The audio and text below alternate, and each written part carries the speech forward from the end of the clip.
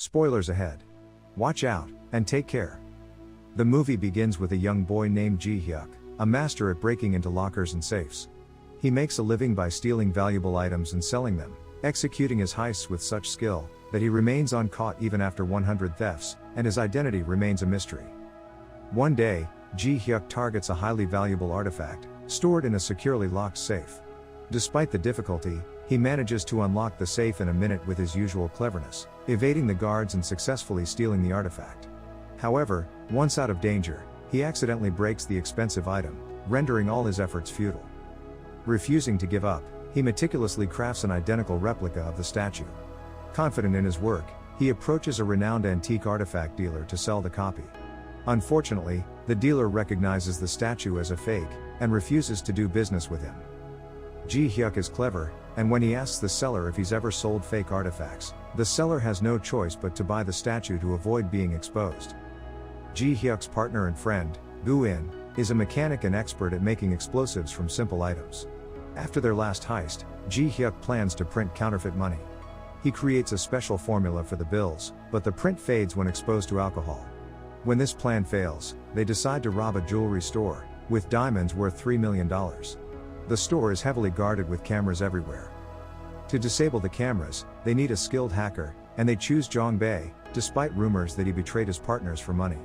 They trust him because he's the best hacker. Ji-hyuk also befriends Hyun-woo, an art expert. He takes her out and admires her necklace, a gift from her late father. They visit a jewelry shop to check the necklace's value, and find out the diamond is worth millions. When no one is looking, Ji-hyuk hides a bag under the sofa and leaves. They visit another shop to confirm the diamond's worth, and get the same response. This shop is Ji-hyuk's target, so he memorizes the camera placements, the number of rooms, and the number of guards. At the end of the day, he calculates they need to complete the robbery in less than 10 minutes. On the day of the heist, the suitcase he left in the shop earlier causes an explosion, distracting the guards. Jong-bae hacks the CCTV cameras and disables the alarm system, before Ji-hyuk and Gu-in enter the shop, allowing Ji-hyuk to access the safe without alerting the guards. However, the guards return sooner than expected. Gu-in distracts them by breaking their car's window, giving Ji-hyuk enough time to grab the diamonds. The trio reunites in their car, and celebrates their success. The next day, Boss Cho, the owner of the stolen diamonds, is furious, but also impressed by the thieves' ability to bypass tight security. He is a ruthless millionaire businessman and gangster, who has killed several people to reach his current position, and has no intention of stopping. Recently, he even cemented his accountant to the ground, for trying to double-cross him. He is planning his own heist, and needs skilled individuals for the job, kidnapping and testing various safe crackers and lockpickers over the past month, searching for the best talent to help with his scheme.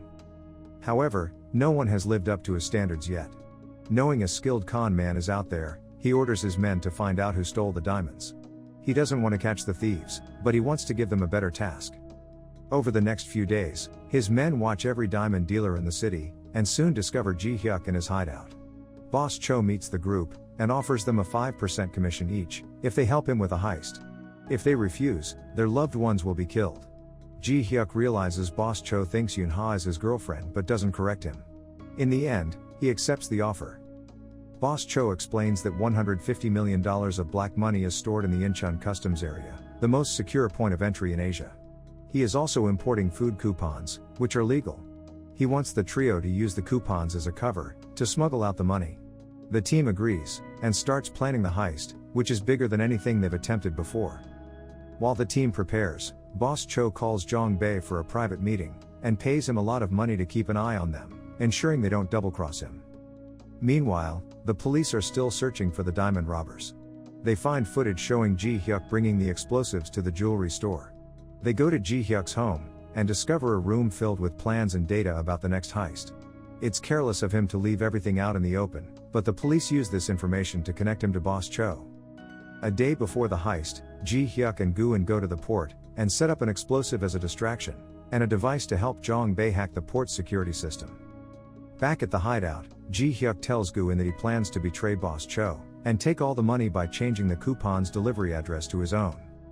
Jong-bae overhears him, and informs Boss Cho, who decides to confront him later, as he still needs him for the heist.